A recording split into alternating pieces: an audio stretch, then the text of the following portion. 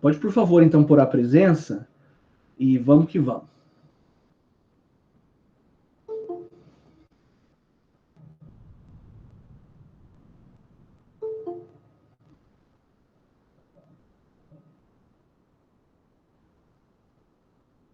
Maravilha. Pessoal, hoje, então, nós vamos dar início ao nosso segundo bimestre. Né, a aula passada foi correção de prova, eu também já coloquei o vídeo no Ambiente Conhecer, tá? E hoje, então, nós passamos a falar de Direito Internacional Privado, né? Matéria aí que vai nos conduzir pelo bimestre todo, esse segundo bimestre. Pois bem, Direito Internacional Privado, turma, eu vou dar uma noção geral e depois, eventualmente, vou repetir alguns conceitos quando nós formos aí sistematizando, né, a nossa aula de hoje.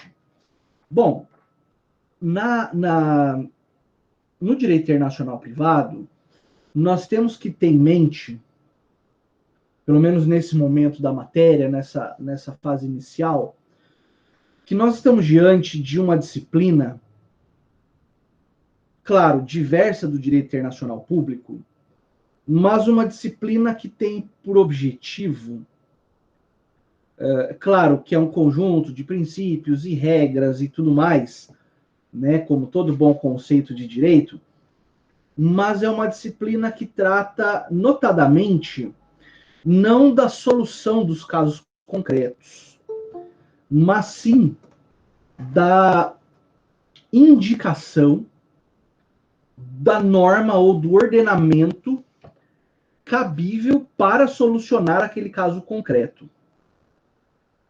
Então, nós estamos diante aqui, quando tratamos de direito internacional privado, daquele famoso conflito de normas no espaço. Quando nós estudamos IED, lá no começo do curso, tinha as aulas sobre lei de introdução ao Código Civil, ou melhor, lei de introdução às normas do direito brasileiro, né? E lá nessas aulas nós vimos o conflito de leis no tempo, né? A lei nova derroga a lei antiga e tudo mais. E vocês devem ter percebido na época, claro que faz muito tempo, para lembrar, que o professor que lecionou Lei de Introdução às Normas do Direito Brasileiro, ele não foi até o final do diploma. Ele parou ali no artigo 7º. Porque justamente do artigo 7º ao artigo 19º, artigo 19, nós tratamos aqui agora, né, na Lei de Introdução às Normas do Direito Brasileiro. Desculpa. Então, nós começamos a faculdade estudando essa lei e vamos terminar a faculdade fazendo o estudo complementar dela, daquilo que faltou, não foi visto anteriormente. Porque justamente do artigo 7º ao 19 é que nós tratamos do conflito de leis no espaço. O que quer dizer isso, né? Isso quer dizer, turma, que há casos nos quais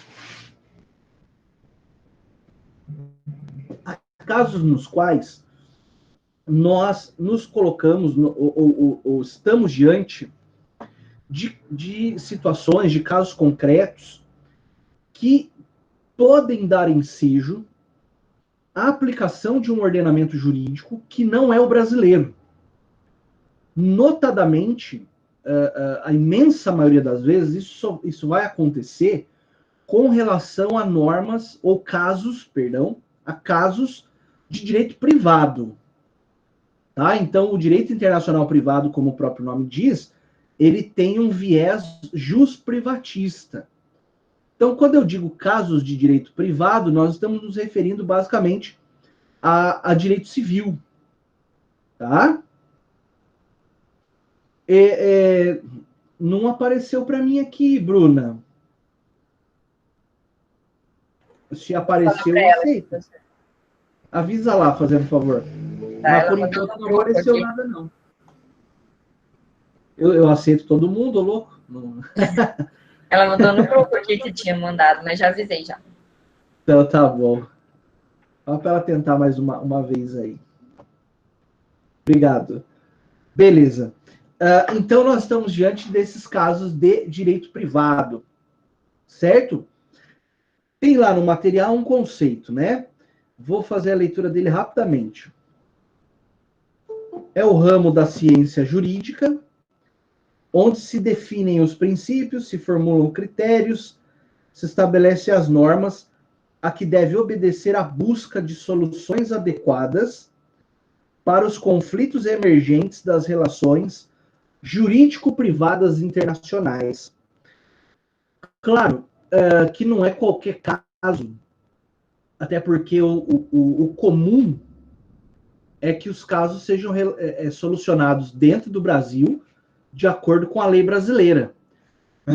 Mas, excepcionalmente, haverá casos nos quais o conflito será solucionado no Brasil, óbvio, por um juiz, um magistrado, uma magistrada brasileiros, mas aplicando norma estrangeira. Certo? É disso que nós vamos cuidar nessas primeiras aulas de Direito Internacional Privado. Depois a gente vai falar de homologação de sentença estrangeira, cooperação jurídica internacional e outros institutos. Mas, por enquanto, é disso que nós nos ocupamos.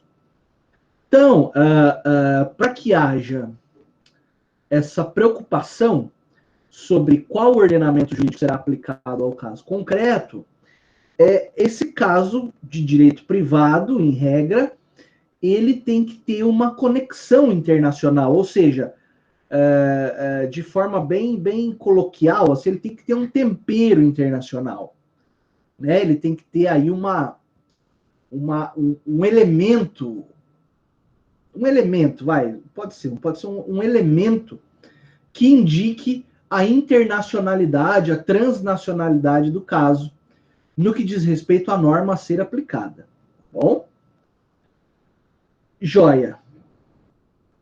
Bom, falando de fontes do direito internacional privado, não há muito segredo, tá? São as mesmas fontes. O tratado, costume, princípios gerais de direito, jurisprudência, doutrina e por aí vai. Né? Um tratado importante para o direito internacional privado é o Código Bustamante, né? Tá aí no material, é o primeiro documento que eu anotei para vocês. Ele é de 1929 e visa a uniformidade ou a uniformização na aplicação do direito privado. Maravilha. É claro, né, turma, que esse código Bustamante, ele não pode ser pretensioso a ponto de estabelecer um direito civil único. Não é isso. Não é essa a essência do código. Mas sim que os ordenamentos internos dos Estados-membros do tratado, né, cujo o Brasil é Estado-membro, mas sim que os Estados estabelecessem mecanismos legais dentro do seu ordenamento que possibilitassem essa abertura do sistema para a eventual aplicação de direito estrangeiro dentro do país.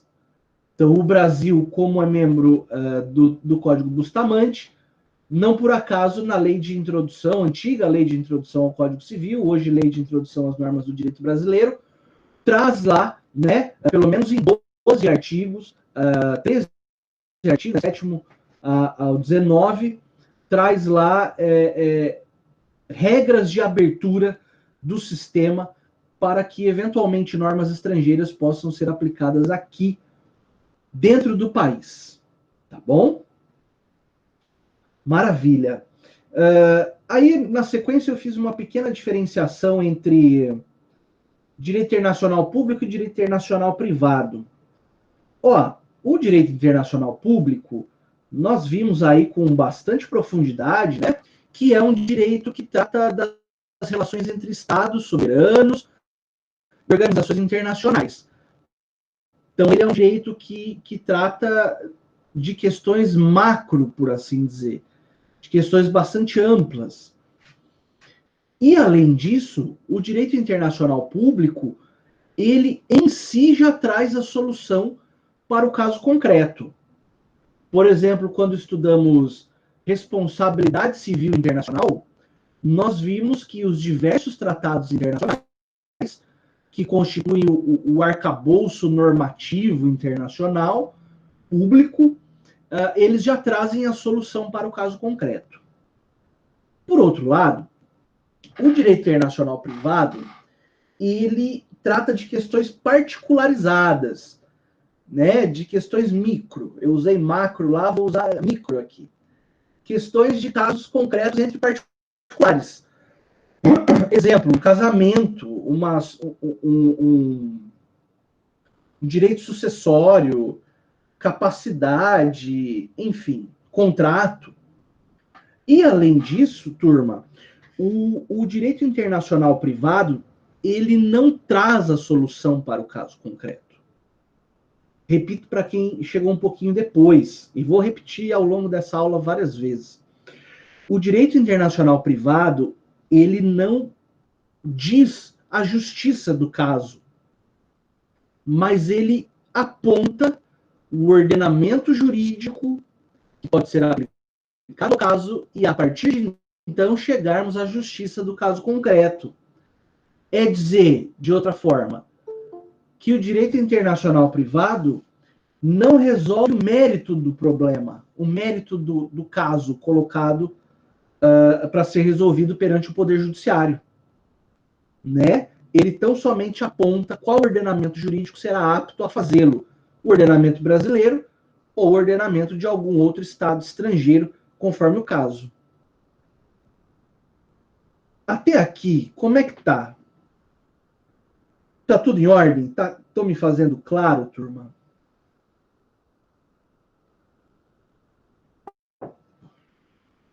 Professor, eu estou acompanhando o material aqui, tá de boa. Tá de boa? Sim. Então, se tá de boa, vamos que vamos. Falemos agora, então, obrigado, viu? Falemos agora, então, do terceiro item aí, né? Que é o objeto.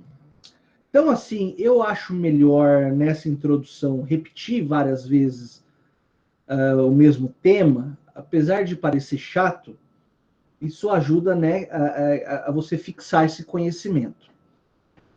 O objeto do direito internacional privado é o conflito de normas no espaço. Então, quando nós estamos... Pois não, Nicolas? Ah, tá. É que eu vi verdinho ali, achei que você ia usar a palavra. Mas quem quiser, fica à vontade. Então, o objeto é a solução do conflito de normas no espaço. Beleza, seja bem-vindo. Seja bem-vindo. Nesse aspecto, turma, nós estamos diante de situações ou circunstâncias onde, aparentemente, mais de um ordenamento é aplicável ao caso. Ordenamento Código Civil brasileiro, por exemplo, ou a legislação de direito privado de outros estados. Nem em todos os lugares chama Código Civil, né? Beleza. Então, repito, a ideia aqui, nesse primeiro momento da análise do caso, não é resolver o mérito do caso, o mérito do processo, mas tão somente descobrir qual norma pode ser aplicada para tanto. Certo? Maravilha. Dando sequência, esse item 4, eu já falei que são as fontes, né?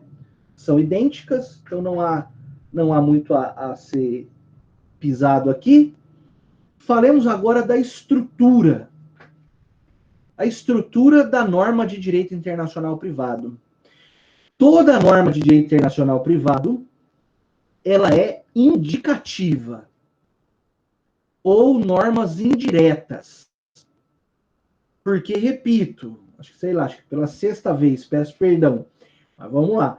É indicativa porque ela não se preocupa com a solução do mérito do caso, mas sim apontar, indicar qual ordenamento jurídico é aplicável para solucionar o caso. Essas normas de direito internacional privado, normas indicativas, que nós encontramos lá na Lei de Introdução às Normas do Direito Brasileiro, elas são compostas de duas partes. Elas possuem todas as normas, os artigos, enfim, incisos, parágrafos, a gente vai ver lá. Depois, num próximo encontro, nós vamos ver algumas das mais importantes normas que estão lá na lei de introdução e faremos a análise de cada uma delas. Mas essas normas, então, possuem um objeto de conexão e um elemento de conexão. Conexão internacional, é isso que quer dizer, né? O objeto de conexão, ele identifica qual a matéria de direito civil que nós estamos avaliando. Qual instituto de direito civil, daqueles que nós estudamos, desde o segundo termo até esse 10º termo, dentro do direito civil. Então, exemplos de instituto de direito civil: contatos, capacidade, nome, personalidade, matrimônio, sucessão, divórcio e assim por diante. Então, o objeto de conexão é tão somente a matéria de direito civil versada no caso. Agora, o elemento de conexão é a parte da lei que indica se o ordenamento a ser aplicado é brasileiro ou estrangeiro. Então, eu pego um caso que envolva casamento e o domicílio dos cônjuges é na Bolívia. Veja, o objeto de conexão é o casamento, é a matéria de direito civil. O elemento de conexão é o domicílio. Aí eu vou lá na lei de introdução. Trouxe o exemplo aí no material, no artigo 7º, está dentro de uma caixinha aí, ó, em itálico. Vou fazer a leitura dele para vocês. A lei do país em que domiciliada a pessoa determina as regras sobre o começo e o fim da personalidade, o nome, a capacidade e os direitos de família. Artigo 7º, caput da lei de introdução. Lê mais uma vez. A lei do país em que domiciliada a pessoa determina as regras sobre o começo e fim da personalidade, nome, capacidade e direitos de família. Bom, analisando esse dispositivo e levando em consideração o exemplo que dei,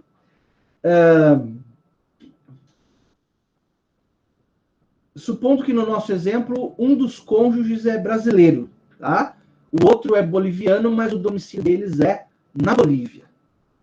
Bom, qual que é o instituto que eu estou tratando? Eu vou lá no artigo 7º e procuro. Eu tenho direito de família no artigo 7º? Tenho. Casamento até a hora que eu... Não a hora que eu sair de casa, né? Porque eu estou ficando em casa o dia inteiro. Até a hora que eu tomei banho para vir para essa aula, casamento é direito de família. Ótimo. Então, já descobri o meu objeto de conexão. Agora, o elemento de conexão que indica se é o direito nacional ou o direito estrangeiro que deve ser aplicado, nesse caso do artigo 7º, é o domicílio. Então, pouco importa se... domicílio do casal, né, no caso. Esse casal do nosso exemplo, que tem domicílio na Bolívia, ou tinha até 2 meses atrás, eles romperam o relacionamento, o cônjuge brasileiro veio para o Brasil, de volta para casa, dos pais, por exemplo, e quer entrar com ação de divórcio aqui no Brasil.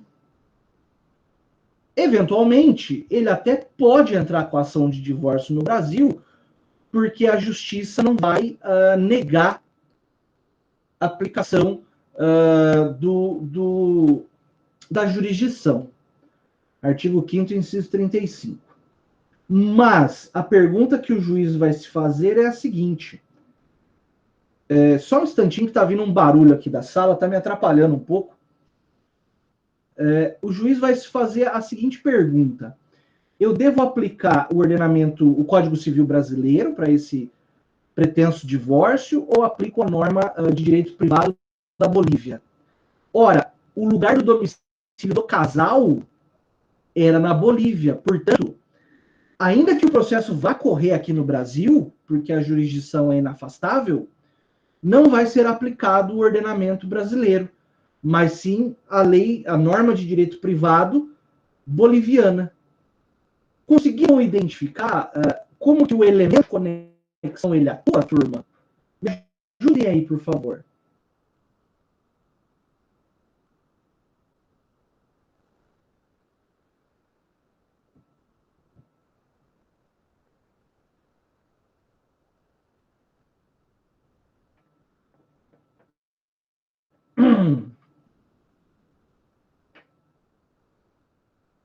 Bom, no silêncio eu vou tocar para frente.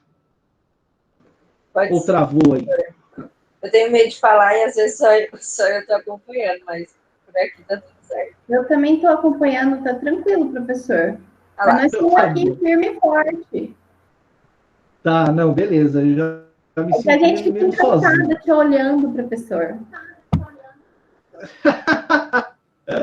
Tá bom. Obrigado. Vamos adiante, então. O grande pulo do gato aí, né? Algo que a gente precisa entender bem são esses elementos de conexão. Não hoje, mas num próximo encontro, nós, como eu prometi, faremos aí a leitura da lei de introdução, artigo por artigo, aqueles mais relevantes, e identificaremos em cada um deles o elemento de conexão aplicável. O que eu posso adiantar? São vários elementos de conexão. Eu tenho o elemento do domicílio, por exemplo, do artigo 7º caput, está no parágrafo 1º também o domicílio. Eu tenho o elemento do local da celebração do contrato, tenho o local onde o delito aqui civilmente analisado, né, o delito civil, o ato ilícito, o local da prática do ato ilícito, eu tenho o local da situação do bem. Então, todos esses são elementos. Por exemplo, vou dar mais um exemplo. O sujeito faleceu, ele é italiano, tinha domicílio na Itália, mas ele tinha uma fazenda aqui no Brasil, ia falar em Ribeirão Claro. Pode ser também. Ribeirão Claro, vírgula Brasil, né? E daí ele falece. Com relação a esse imóvel especificamente falando, que encontra-se no território brasileiro e é bem de raiz, a lei de introdução diz que com relação a esse imóvel tem que aplicar o direito brasileiro. O que quer dizer isso? Quer dizer que, eventualmente, o juiz italiano vai ter que aplicar o Código Civil brasileiro com relação a esse imóvel. É isso que eu gostaria que vocês entendessem. Que do mesmo jeito que funciona de fora para dentro, também acontece o contrário. Né? Não raro, a norma brasileira será aplicada por juízes estrangeiros. Um outro dado, antes de continuar, que eu acho importante, eu estava deixando passar, é que, perceba, ainda que a legislação, o direito material a ser aplicado aqui, seja estrangeiro, naquele exemplo do casal direito boliviano, o juiz, óbvio, será um juiz brasileiro, e o processo, o procedimento, será o Código de Processo Civil brasileiro. Então, a única normatização estrangeira que será admitida é com relação ao direito material. O direito processual continua sendo nosso bom e não tão velho assim Código de Processo Civil. Por quê? Porque a legislação processual, ela, em certa medida, é a concretização do poder judiciário, na verdade. É a materialização do poder judiciário num procedimento que nós já aprendemos, não é? Que culmina com a aplicação de uma sentença. O ponto alto do processo, né? Assim sendo, como o processo revela uma faceta do poder judiciário, e o poder judiciário sendo uma função do Estado soberano, não faria sentido que o Brasil, dotado de soberania, abrisse mão de aplicar o próprio Código de Processo, né? Seria aí relativizar demais a soberania. Admite-se alguma relativização quando se permite a entrada de normas estrangeiras de direito material. Agora, com relação ao direito processual, isso não se repete. Segue-se ainda o CPC, agora o CPC de 2015. Joia. Chega o caso lá, para o magistrado, para a magistrada, para você lá no seu gabinete, enquanto juiz, enquanto juíza. E o juiz bate o olho e, eventualmente, identifica esse critério transnacional, no caso, né? Bom, nós sabemos que existe um brocardo romano que nós aplicamos, que é o famosíssimo iure novit curia, ou novit curia, que quer dizer que o juiz conhece o direito. Agora, nós também sabemos que esse brocardo não é absoluto. O juiz não é obrigado a conhecer o direito vigente em todo o planeta Terra, né? Ainda mais num país como o Brasil, onde a produção legislativa é em alta voltagem, né? Nós não podemos exigir do magistrado que conheça para além daquilo que é produzido aqui dentro. Então, veja, o juiz ele pode eventualmente exigir que a parte prove a existência e prove o teor do ordenamento jurídico estrangeiro que foi invocado. Isso está no Código de Processo Civil. A parte que alegar direito municipal, estadual, estrangeiro ou consuetudinário, provar-lhe-á o teor e a vigência, se assim o determinar o juiz. Eu só vou pedir para você atualizar o teu material aí, porque, salvo engano, esse aqui ainda está em consonância com o Código de 73. Mas a essência do dispositivo é a mesma, né? Aquele que alega direito que está para além da obrigação do juiz conhecer, tem que provar esse direito alegado, né? Se assim determinar o juiz também, tem essa ressalva, né? Pode ser que o juiz diga, olha, não precisa provar o direito civil do Cazaquistão, porque eu sei que está vigente, então eu dispenso a prova. Mas o juiz, é claro, vai ter que fazê-lo expressamente nos autos, né? Então, primeiro, conhecer esse direito. Imagino que vai demandar algum estudo, né? Estudar esse direito alienígena e depois, né, aplicá-lo à causa e resolvendo o mérito da questão. Então, são duas operações. Primeiro, identificar se existe esse elemento que torna a causa transnacional. Identificado, determinar qual direito aplicável, o nacional ou o estrangeiro. Tanto um quanto o outro, por óbvio, tem que serem de conhecimento do juiz, no sentido de que ele deve estudar, né, esse ordenamento. E um segundo momento, que é o momento da solução do mérito da questão, com base, se for o caso, no ordenamento jurídico aplicável ao caso. No ordenamento jurídico estrangeiro aplicável ao caso. Legal? É fácil, né? Eu vou tomar liberdade e já vou avançar no conteúdo que está marcado para sexta, tá bom? Nós vamos aí fazer um bate-bola rápido. Também não pretendo botar o conteúdo da semana que vem, mas conforme o rendimento da aula, a gente esgota e depois eu lanço outro conteúdo lá e assim por diante. Bom, as normas de direito internacional privado, então, para quem está acompanhando com o material, eu peço a gentileza de abrir o próximo, tá? Se não tiver na sequência aí. As normas de direito internacional privado, turma, elas são classificadas pela doutrina em dois grupinhos, muito tranquilos, muito fáceis de entender.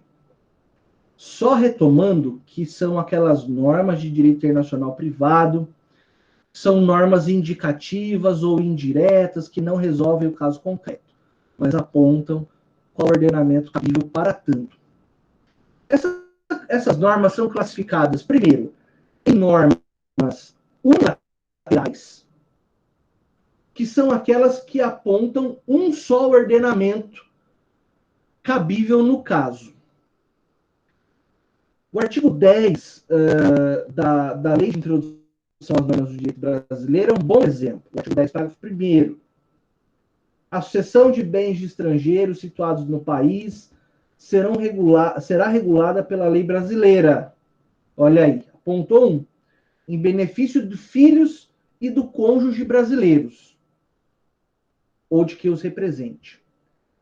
Aí tem uma exceção, né? Sempre que não lhes for mais favorável a lei pessoal de cujos. Então, isso é uma norma unilateral, aponta um ordenamento aplicado. E, por outro lado, nós temos as normas bilaterais ou bifrontes. Elas não indicam um ordenamento de antemão, de forma prévia, mas vai depender, né, da situação concreta. O artigo 10 caput é bastante ilustrativo. A sucessão por morte ou por ausência obedece à lei do país em que domiciliado o defunto ou o desaparecido, qualquer que seja a natureza e a situação dos bens. Então, para que eu aplique o ordenamento, primeiro eu vou ter que saber onde era o domicílio do defunto, né?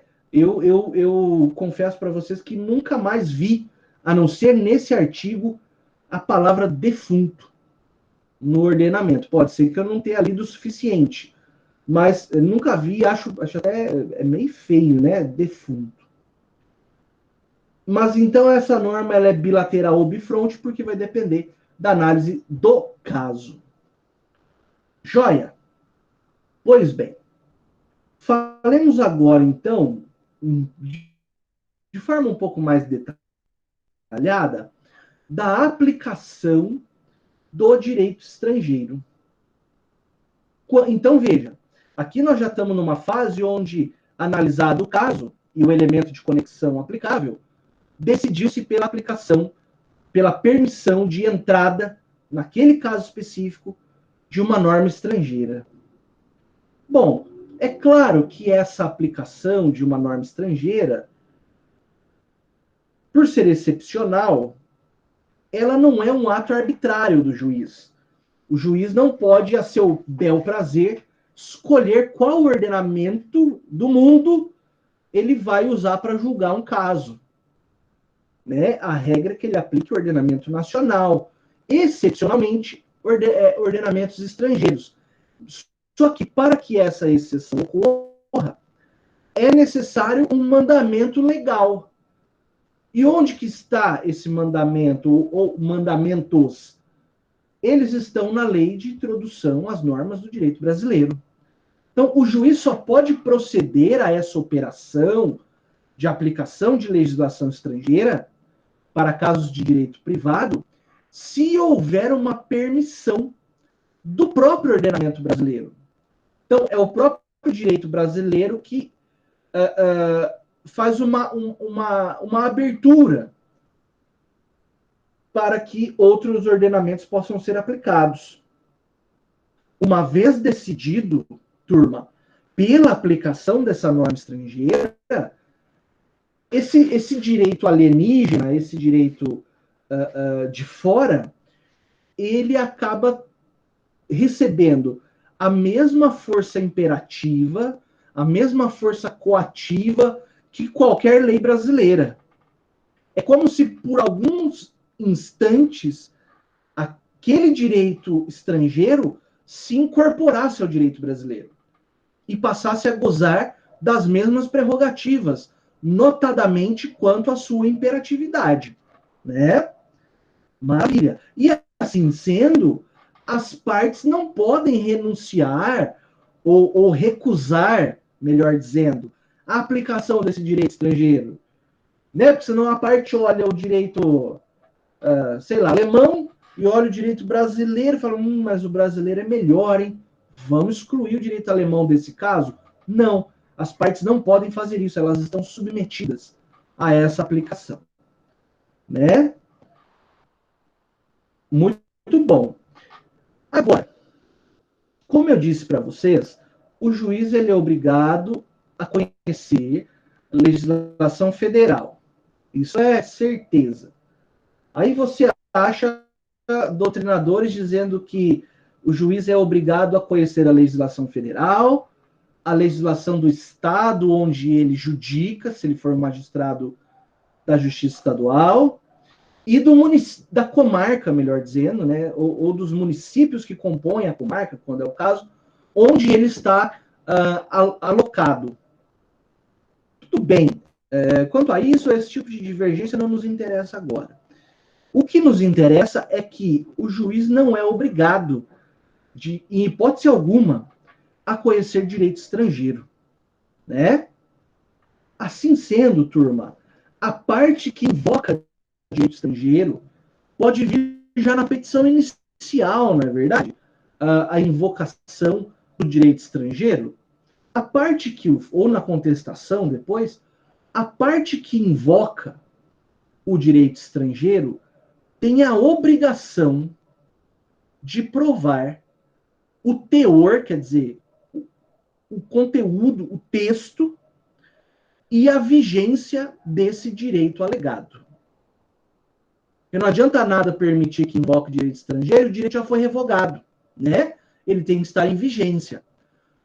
Como que a parte vai fazer isso? Bom, a doutrina aponta que uma solução possível é uma certidão lavrada lá na representação consular do país cujo direito eu quero ver aplicado ao caso. Então, eu estou alegando direito italiano, eu vou lá no consulado italiano e peço uma certidão de que aquele direito que eu estou invocando, ele está vigente, é verdadeiro. Então, aí a prova foi feita por uma instituição com fé pública, né? E assim sendo, supriu-se a necessidade. Mas pode acontecer de não haver representação consular, diplomática, embaixada, nada disso aqui no Brasil, daquele país cujo direito eu pretendo ver aplicado ao caso. Aí o que a doutrina diz? É possível provar por intermédio de doutrina, por parecer, né, de juristas, enfim, meios alternativos de prova. Tá bom? É claro que o ônus da prova recai sobre aquele que alega, isso é uma norma basilar, comezinha do direito processual, que nós estamos cansados de saber. Então, quem alega o direito internacional deve prová-lo. Mas aí vem a pergunta: e se não foi nenhuma das partes que alegou, foi o juiz que detectou a transnacionalidade do caso e determinou a aplicação do direito estrangeiro? Olha que interessante. Quando não houver uma parte específica que invocou o direito e o juiz determinou a aplicação, o ônus de demonstrar o teor e a vigência do direito estrangeiro recai sobre o autor. Tá? Então acaba recaindo sobre o autor. Talvez até por uma questão de lógica, o autor tem que provar, né, fatos e teses jurídicas constitutivas do seu direito, né? Muito bom. Joia. Tratando ainda da aplicação do direito estrangeiro, há que se resguardar sempre a ordem pública nacional. Bom, por ordem pública, que é uma expressão equívoca, né? Ela tem vários significados. Por ordem pública, nós podemos entender, turma, não é bagunça, paz social, não é nada disso. A ordem pública são aquelas premissas básicas, aquelas pilastras mestras do ordenamento jurídico brasileiro, né?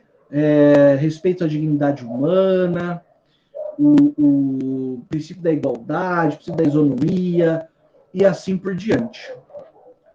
Porque se não houver correspondência, eu peço perdão, é que minha cachorra está atacada. Se não houver correspondência, ou se a norma estrangeira violar a ordem pública nacional, então nega-se a aplicação ao direito estrangeiro, para preservar, não é, aquele núcleo que compreende as premissas básicas do nosso sistema jurídico.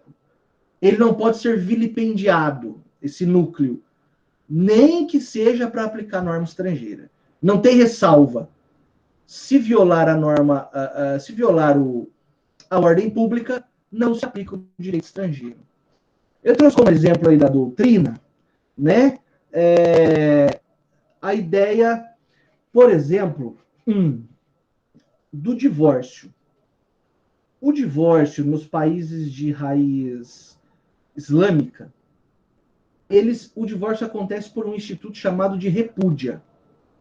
Então, o marido repudia a esposa.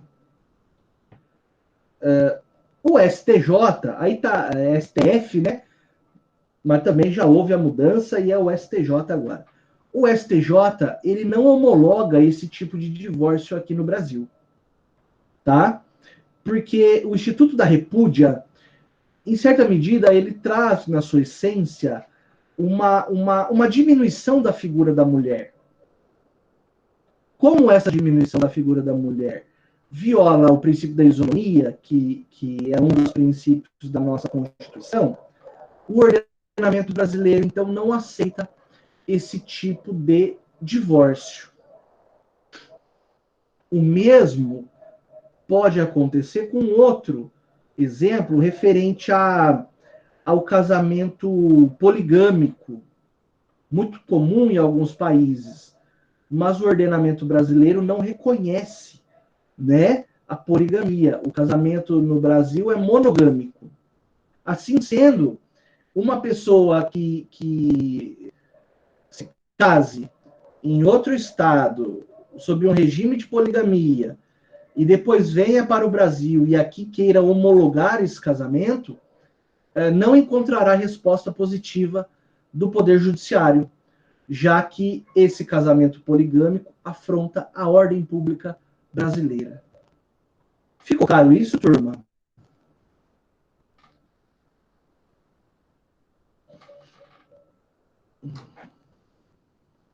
Então vamos lá.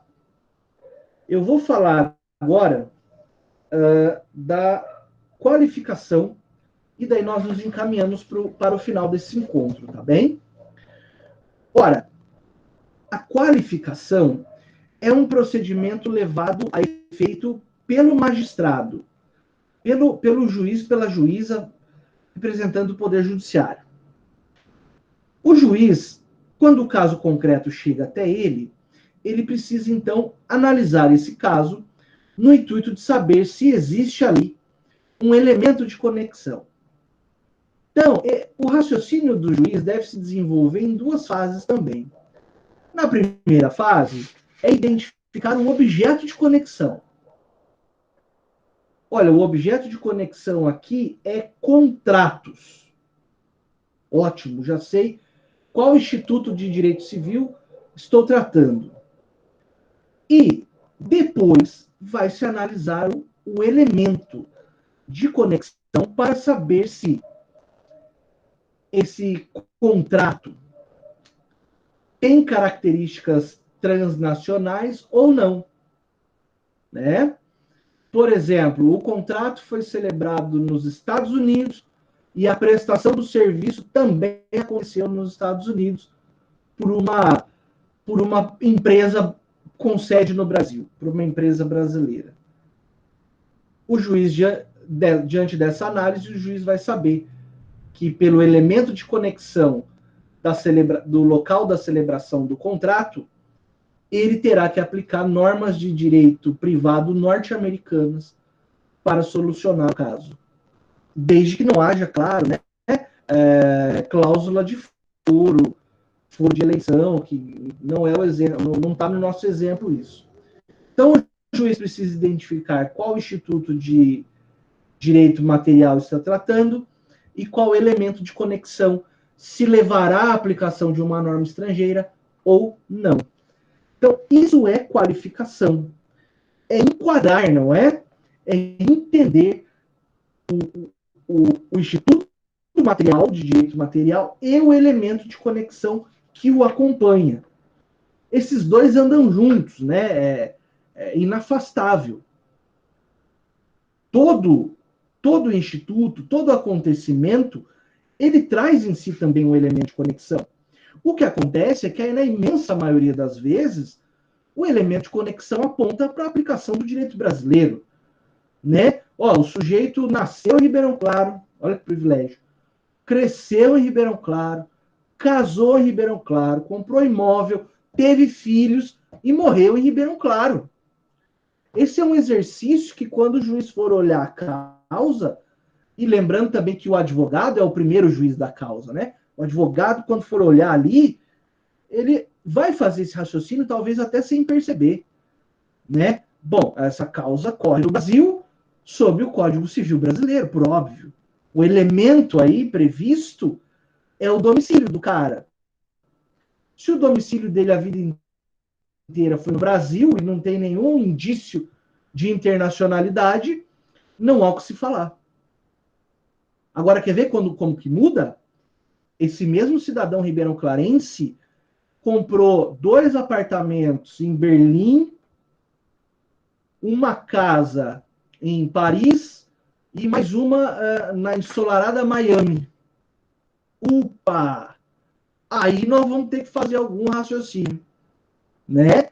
Para entender. E aí nós vamos aplicar o artigo 10, concorda? A sucessão por morte ou por ausência obedece à lei do país em que domiciliado o defunto ou desaparecido, qualquer que seja a natureza e a situação dos bens.